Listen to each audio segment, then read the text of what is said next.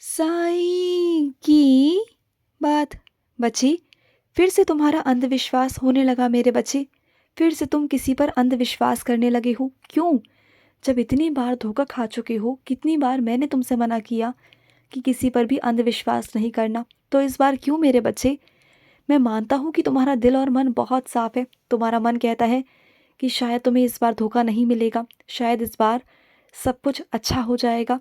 लेकिन क्या है ना मेरे बच्चे, कभी कभी तुम्हें ऐसा लगता है कि तुम्हारे बाबा तुमसे कह रहे हैं। मैं कभी कभी हर चीज़ नहीं कहता मेरे बच्चे। कभी कभी तुम्हारे मन की बातों को तुम मेरी आवाज़ समझ लेते हो, पर ऐसा नहीं होता मेरे बच्चे। हर किसी पर भरोसा मत किया करो, अंधविश्वास में मत जाया करो। और इतना विश्वास, इतना ज़्यादा विश्वास तुम कर रहे हो, वो भी अंधविश्वास, ये तो गलत बात है ना मेरे बच्चे।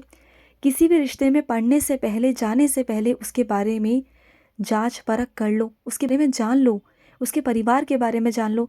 अगर किसी इंसान के बारे में जानना हो ना, तो उसके परिवार के बारे में जानने की कोशिश करना। उसके परिवार की बहुत सारी चीज़ें ना उस इंसान से मिलती होंगी, तो पहले उसके परिवार से मिलना। अगर उसका परिवार अच्छा है ना, तो समझ जाना कि वो अच्छा इंसान है। अगर वो बड़ों की इज्जत करता है ना, तो समझना कि वो तुम्हारी भी इज्जत करेगा। इस बात को हमेशा याद रखना। और जो अपने घर वालों की इज्जत नहीं करता, वो तुम्हारी क्या इज्जत करेगा मेरे बच्चे। तो सोच समझकर कदम आगे बढ़ाना, ये तुम्हारी ज़िंदगी का फैसला है। और सुनो, तुम्हारे घर में जो छोटे छोटे बच्चे हैं ना, उनका इस ठंड में ध्यान रखो मेरे बच्चे। वो बहुत ना नंगे पाँव घूमते हैं।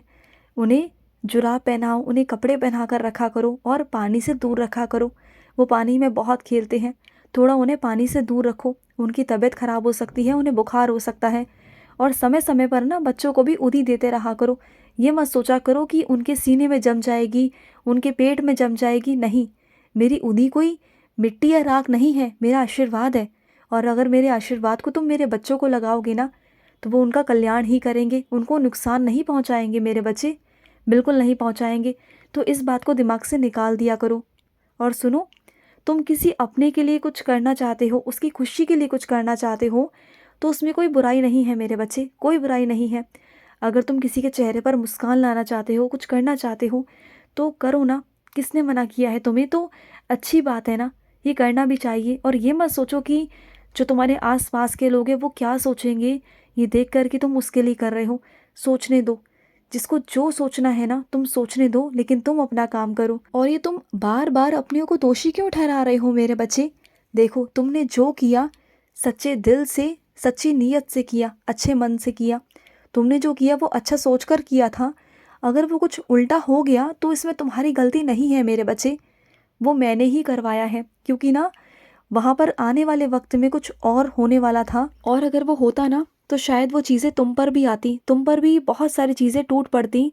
तो मैं बिल्कुल नहीं चाहता था कि तुम ना ऐसे चक्रों में पड़ो या ऐसे परेशानियों में पड़ो। इसलिए तुम्हारी नीयत तो साफ थी, तुम्हारी इसमें कोई गलती नहीं, कुछ नहीं है। सब कुछ मैंने किया है, तुम्हारे बाबा ने किया है। हर चीज़ को अपने ऊपर मत लिया करो, सुन रहे हो ना? और सुनो, तुम्हारा जो जीवन है ना, वो इतना अनमोल है ना, जिसकी कोई कीमत नहीं मेरे बच्चे। और तुम्हारा इस जीवन में आने का एक ही मकसद है कि तुम अपने जीवन को तो सुधारो, अपने जीवन का उद्धार करो, लेकिन अपने साथ साथ अपनों का, तुमसे जुड़ने वाले लोगों का, सबका उद्धार करो। मैं जानता हूँ कि तुम अपने मित्रों में, अपने परिवार में मेरे बारे में कहते हो, बोलते हो, लेकिन वो ना तुम्हारा मजाक उड़ाते हैं। उन्हें लगता है कि तुम ना एक वहम में जी रहे हो, तुम एक ऐसी दुनिया में जी रहे हो जिससे कुछ है ही नहीं, कुछ लाभ ही नहीं है, बस तुम्हारे मन का वहम है। उन्हें लगता है कि तुम मानसिक तनाव से ग्रस्त हो, लेकिन ऐसा नहीं है मेरे बच्चे। वो उनकी सोच है। लेकिन क्या है ना, उन्हें तुम अभी नहीं समझा सकते, लेकिन उन्हें मैं ही समझाऊंगा। तुम देखना, एक दिन ऐसा वक्त आएगा ना, ऐसा वक्त आएगा कि वो तुमसे खुद आकर पूछेंगे कि साईं की पूजा कैसे करनी है, साईं की पाठ पूजा कैसे करनी है, क्या करना है। और वो खुद तुम्हें लेकर ना मेरे मंदिर आएंगे, तुम देखना।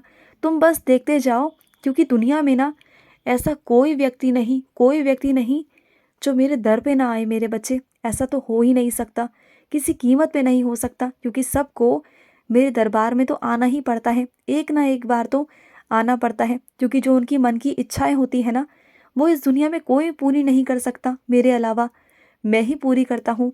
मेरे दरबार में हर एक चीज़ मिलती है मेरे बच्चे, हर एक खुशियाँ मिलती हैं, हर एक आशीर्वाद मिलता है। तो कोई क्यों नहीं आएगा मेरे पास, सभी आएंगे और वो भी आएंगे, तुम्हारे साथ ही आएंगे, तुम देखना। और उस दिन तुम खुद कहोगे कि साईं क्या लीला की है। तुम देखना मेरे बच्चे, ऐसी ऐसी लीलाएं करने वाला हूँ ना, बहुत अलग अलग, बहुत अद्भुत मेरे बच्चे, जिसके बारे में तुमने कभी कल्पना नहीं की मेरे बच्चे, कभी नहीं की। और सुनो, तुम्हारे आसपास तुम्हारे मिलने वाले में से एक ऐसा इंसान है जो तुम्हें बात बात पर झूठ बोलता है मेरे बच्चे। उसे लगता है कि वो झूठ बोलकर ना तुम्हें बेवकूफ़ बना रहा है, लेकिन वो बेवकूफ़ है सच में। तुम्हें सब पता होता है, तुम्हें कहीं ना कहीं से मैं सच दिखा देता हूँ कि उसने वो झूठ तुमसे बोला है, लेकिन क्या है ना, तुम उसे मुख पर नहीं बोल सकते हो, तो जाने दो।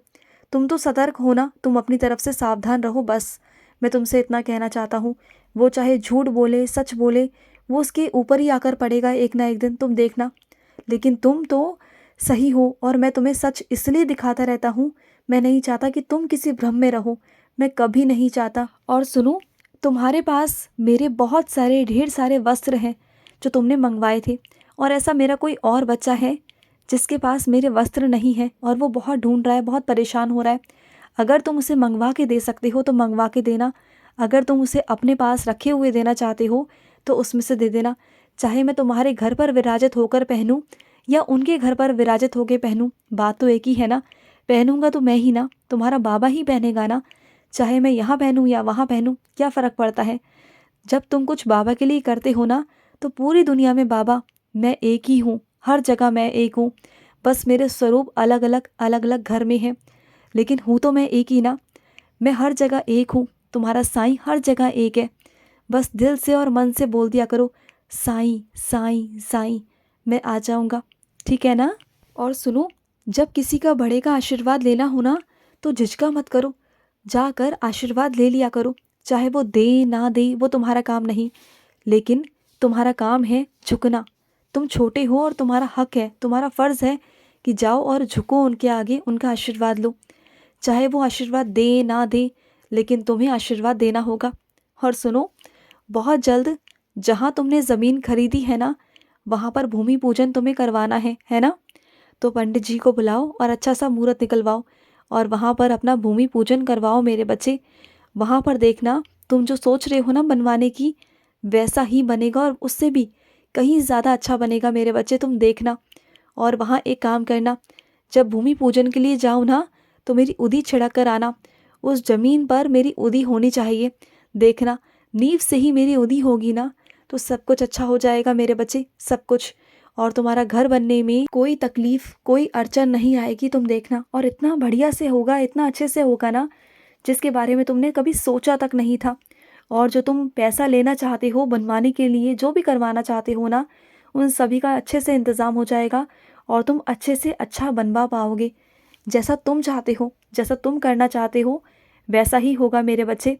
और सुनो, जब किसी कन्या की शादी में जाने का अवसर प्राप्त हो, निमंत्रण होना, चाहे तुम वहाँ जाओ ना जाओ, लेकिन तुम्हारा फ़र्ज़ है कि कन्या की शादी में कन्यादान ज़रूर भिजवाना। चाहे खुद जाकर देकर आओ या फिर किसी के भी हाथ भिजवाओ, लेकिन भिजवाना ज़रूर मेरे बच्चे। कन्यादान के लिए, कन्या के लिए मेरे बच्चे कुछ करना, ये बहुत सौभाग्य की बात होती है। ये हर किसी को सौभाग्य मैं नहीं देता, तुम्हें दे रहा हूँ, तो इसकी कीमत को समझो। तो जो शगुन है ना, उसे पहुँचवा कर आना मेरे बच्चे, ये तुम्हारा फ़र्ज़ है कि तुम्हें ये मौका मिला है। खुश रहो। आज का मध्याह्न साई संदेश समाप्त हुआ।